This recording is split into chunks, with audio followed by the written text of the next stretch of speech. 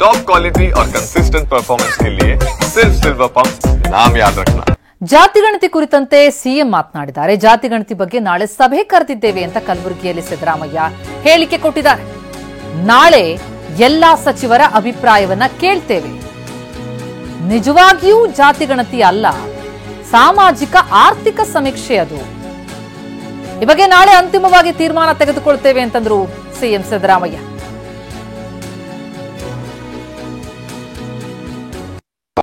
Meeting ಕರೆದಿದ್ದೀವಿ.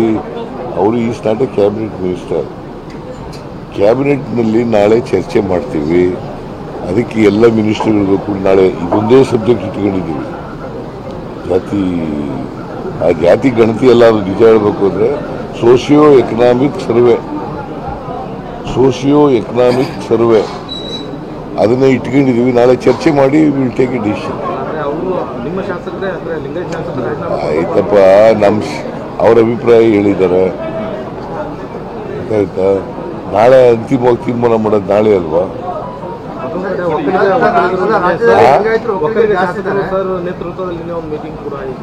ಮಾಡ್ಲಿ, ಈಗ ಅವ್ರ ಅಭಿಪ್ರಾಯ ಹೇಳ್ಬೇಕು. ನಾಳೆ ಇವರು 5 ಜನ ಇದ್ದಾರೆ ಒಕ್ಕಲಿಗ ಮಿನಿಸ್ಟರ್ಸ್. ಅವ್ರು ಬಂದು ಅಭಿಪ್ರಾಯಗಳು ಹೇಳ್ಬೇಕಲ್ಲ, ಅವನ್ನೆಲ್ಲ ಓದ್ಕೊಂಡ್ಬರಿ ಅಂತ.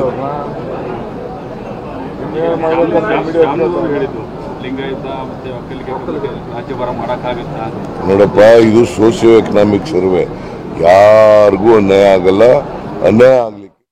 ಈ ಬಗ್ಗೆ ಇನ್ನಷ್ಟು ಡೀಟೇಲ್ಸ್ ಕೊಡ್ತಾರೆ ನಮ್ಮ ಪ್ರತಿನಿಧಿ ಪ್ರಸನ್ನ. ಈಗ ಸಂಪರ್ಕದಲ್ಲಿದ್ದಾರೆ. ಪ್ರಸನ್ನ, ಜಾತಿ ಗಣತಿ ವರದಿ ಕುರಿತಂತೆ ಕಾಂಗ್ರೆಸ್ ಶಾಸಕರು ಸಚಿವರುಗಳಿಂದಲೇ ವ್ಯಾಪಕ ವಿರೋಧ ವ್ಯಕ್ತ ಆಗ್ತಾ ಇದೆ. ಈಗ ನೋಡ್ತಾ ಹೋದ್ರೆ ಸಿಎಂ ಸಿದ್ದರಾಮಯ್ಯ ಅವರು ಜಾತಿ ಗಣತಿ ವರದಿನೇ ಅಲ್ಲ, ಇದೊಂದು ಆರ್ಥಿಕ ಸಮೀಕ್ಷೆ ಎನ್ನುವಂತ ಮಾತನ್ನ ಹೇಳ್ತಿದ್ದಾರೆ. ಎಲ್ಲೋ ಒಂದು ಕಡೆ ಇದರ ಈ ವರದಿ ಕುರಿತಂತೆ ಸ್ವಪಕ್ಷದಲ್ಲೇ ವಿರೋಧ ವ್ಯಕ್ತ ಆಗ್ತಾ ಇರೋದ್ರಿಂದಾಗಿ ಸಿದ್ದರಾಮಯ್ಯನವರ ನಡೆ ಚೇಂಜ್ ಆಗ್ತಾ ಇದೆ ಅಂತ ಅನಿಸುತ್ತಾ? ಈ ವರದಿ ಬಗ್ಗೆ ಯಾವ ರೀತಿ ಆಕ್ಷನ್ಗೆ ಈಗ ಕಾಂಗ್ರೆಸ್ ಮುಂದಾಗಿದೆ?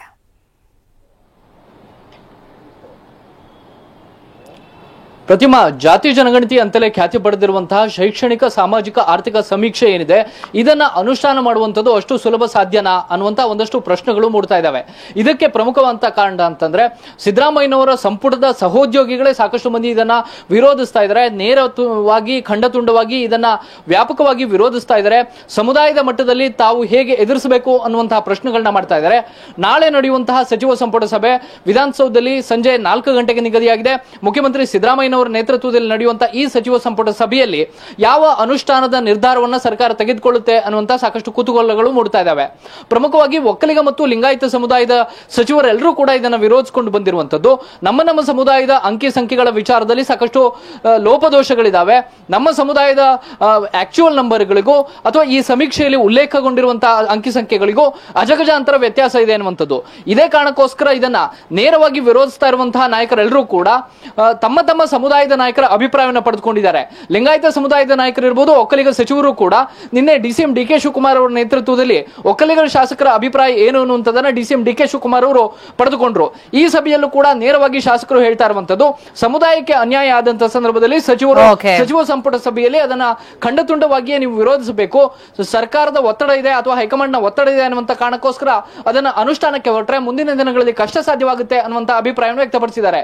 ಹೀಗಾಗಿ ಮುಖ್ಯಮಂತ್ರಿಗಳು ಸ್ಪಷ್ಟಪಡಿಸಿದ ಹಾಗೆ ನಾಳೆ ನಡೆಯುವಂತಹ ಸಚಿವ ಸಂಪುಟ ಸಭೆ ಅತ್ಯಂತ ಮಹತ್ವವನ್ನು ಪಡೆದುಕೊಂಡಿದೆ. ಪ್ರತಿಮಾ, ಥ್ಯಾಂಕ್ ಯು ಪ್ರಸನ್ನ.